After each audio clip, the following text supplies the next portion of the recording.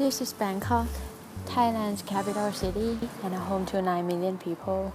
It's where the country's economic activities are the most active. You may think that being the center of major business communities, Bangkok will comprise largely of formal economic activities, but on the contrary, in Bangkok, formal and informal economy are closely connected, and the evidence can be seen in the people's everyday life. In fact, it's difficult to be in Bangkok and not engage in transactions with the informal economy at all.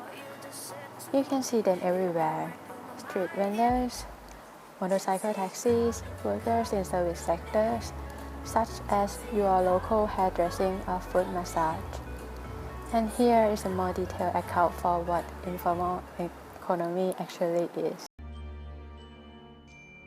The concept of informal sector was introduced into international usage in 1972 by the International Labour Organization (ILO) in its Kenya Mission Report, which defined informality as way of doing things characterized by ease of entry, reliance on indigenous resources, family ownership, small-scale operations, labor-intensive and adaptive technology, skills acquired outside of the formal sector, and unregulated and competitive markets.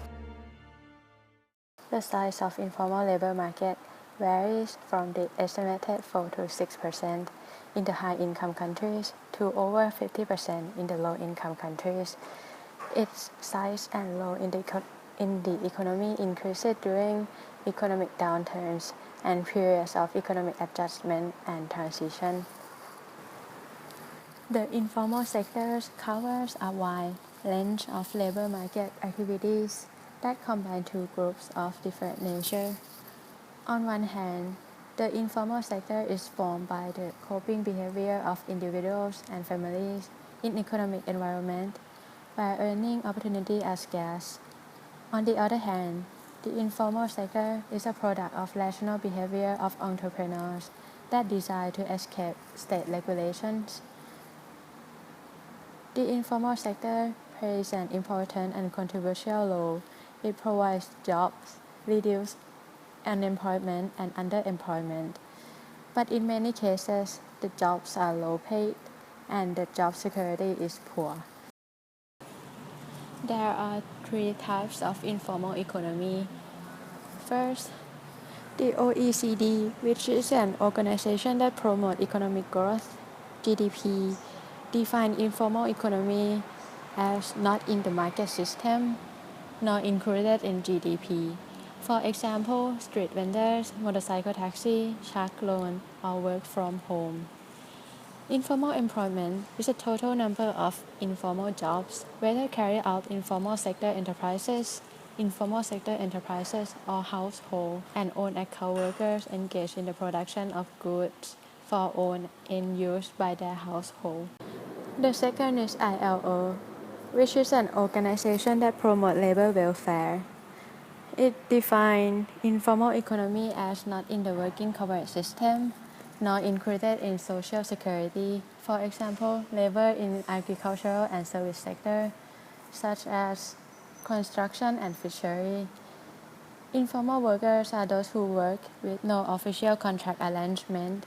It could also concern those whose employers do not respect the labor legislation.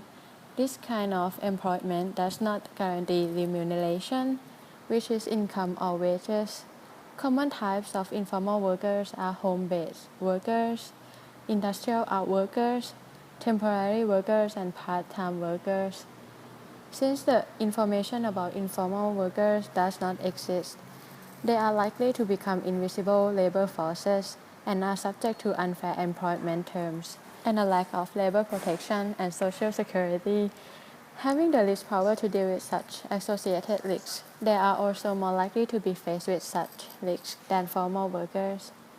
In general, informal workers can be divided in three main categories. The first is informal workers in the production sector, those who are working or producing from home. The second is informal workers in the service sector, who are employees, restaurant waiter or waitress, motorcycle taxi drivers, and taxi drivers. The third is informal workers in the agricultural sector, who are employees in the agricultural sector or contract farmers. Third is World Bank, which is an organization that promotes good governance.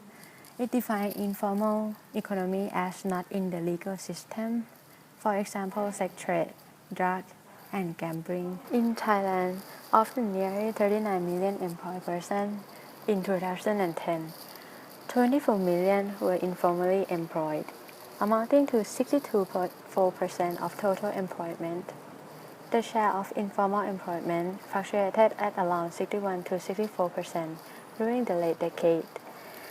Agriculture, including fishing, as well as some of the service industries, embody the largest proportion of the informal to formal employment ratio. Informal employment in the agriculture and fishing sector alone was approximately 58.9% of the total informal employment. The large proportion of informal employment by industry is in accordance with the large proportion of informal employment by occupation. Within the mostly skilled agricultural and fishery worker occupation, informal employment accounted in 2010 for 93.4%. As percentage of non-agricultural employment, the shares of women and men in informal employment are 43.5% and 41.2% respectively. One of the primary remaining challenges for the government is to extend coverage to the informal economy workers and their families, who make up 76% of Thailand's total population. Attempts to extend coverage to this group include the provision under Article 40 of the Social Security Act of voluntary package, partly subsidized by the government, which covers sickness, invalidity, death, and optional old age benefit in the form of a lump sum.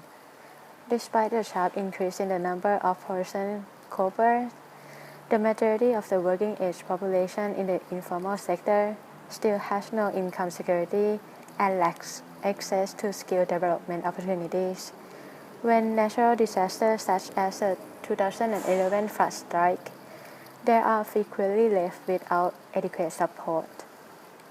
The loyal Thai government has recently declared its intention to address this issue and has made the expansion of social protection a key target of the 11th National Economic and Social Development Plan for 2012 to 2016, with the objective of creating more justice in society. In March 2010, a Social Protection Floor Joint Team (SPFJT) was set up to support the Thai government effort in progressively implementing a rights-based, systemic, adequate social protection system. The team is led by ILO, with coordinated support from the other United Nations bodies. The informal workforce is a backbone of economies around the world. A lot of these products and services from the informal sector are happening in the background of our everyday life, though often outside of government regulation, either because they keep intentionally low profiles or because they receive very little attention. Organizing the informal sector and recognizing its role as a profitable activity may contribute to the country's economic development. Diana Eligres from TED Talk Munchen leave us with two questions. The first is, who make the rules? And the second is, those who make the rules, are they making those rules in the interest of all our communities or just in the interest of a few?